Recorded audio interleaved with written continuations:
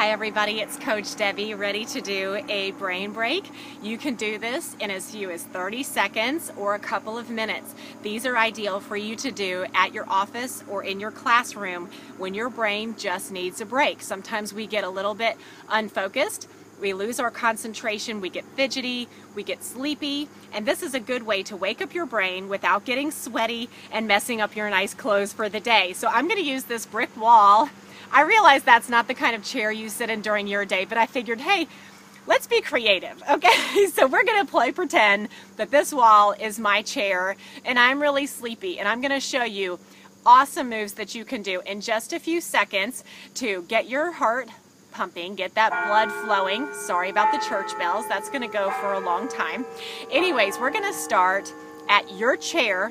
You have to have, this is important, you need a really reliable chair that isn't going to tip over. If you don't have a good chair, you can find a bench or find a better chair, because what happens is if you slide on a slippery floor, you're actually going to tip your chair over, and that's not funny because who wants to get hurt? Nobody.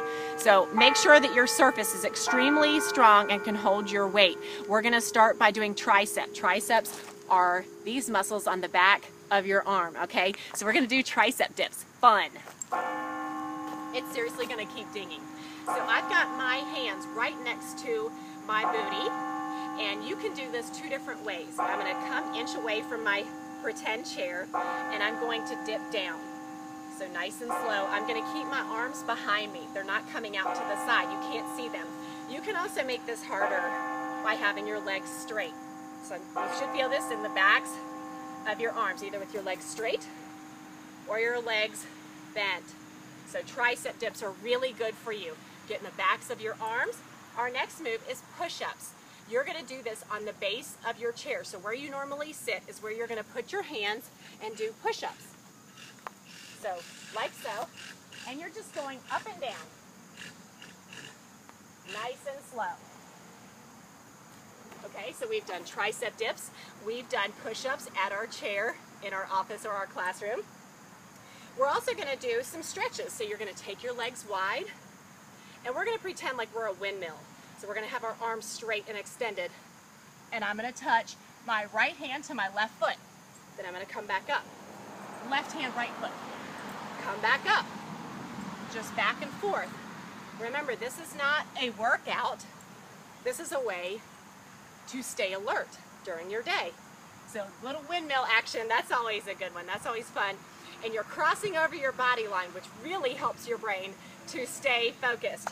Okay, so our next move, we're just going to clasp our hands together, and we're going to twist side to side.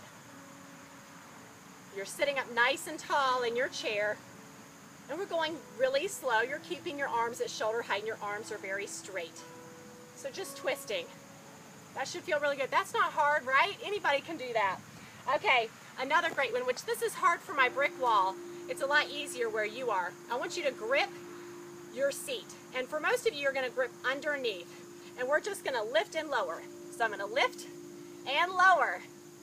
Lift and lower. And so that works your belly. It also works your arm strength. And, of course, it gives your brain a break. Okay, our next move. This is a little bit tricky. So if this is too much, don't do it.